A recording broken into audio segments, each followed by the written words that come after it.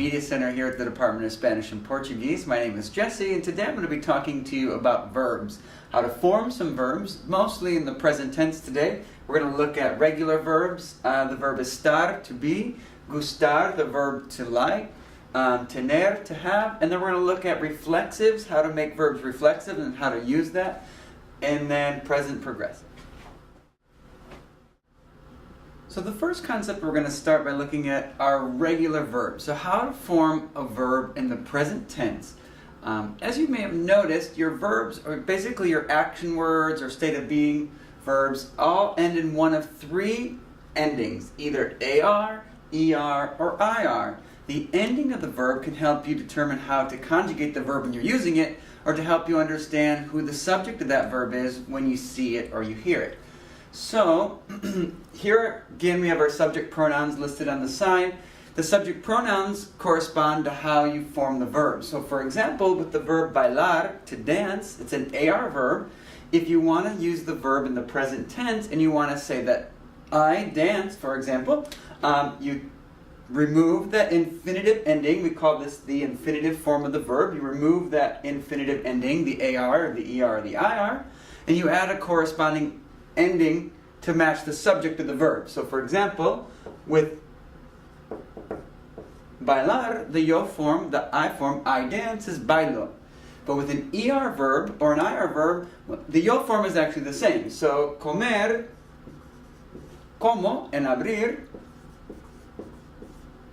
abro. So comer is your verb to eat. Again, this is an ER verb. The verb ends in ER. Abrir, the verb to open, is an IR verb, ends in IR. Well, notice that these two sets of verbs, ER and IR verbs, regular verbs, tend to have similar endings. So let's look at the to form, you. If you want to say that you do these activities, or if you want to ask somebody, you say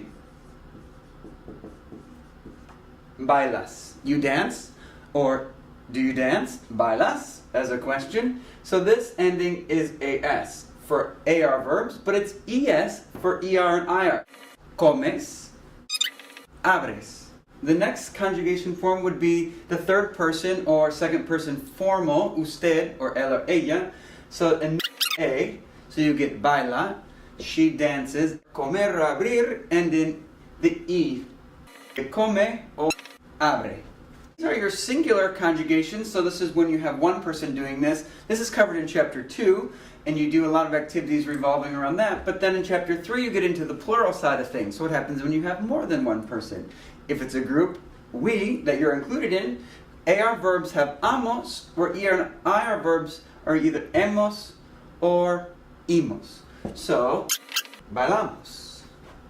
When do we dance? Maybe on Thursdays. Bailamos los jueves, right? So, ¿qué comemos? What do we eat? Comemos pizza. So, abrimos las ventanas. We open the windows. If you were in Spain, you would say to a group of people that you're talking to, bailáis, comer, coméis, and then abrir, abrís. The accents on these forms, is, es, ais. And then finally, the third person or second person plural formal, ustedes, ellos, ellas. We're going to get on here, so they dance or you guys dance. And then comer, comen. And abrir, we're back to the same ending as before with comer, abren.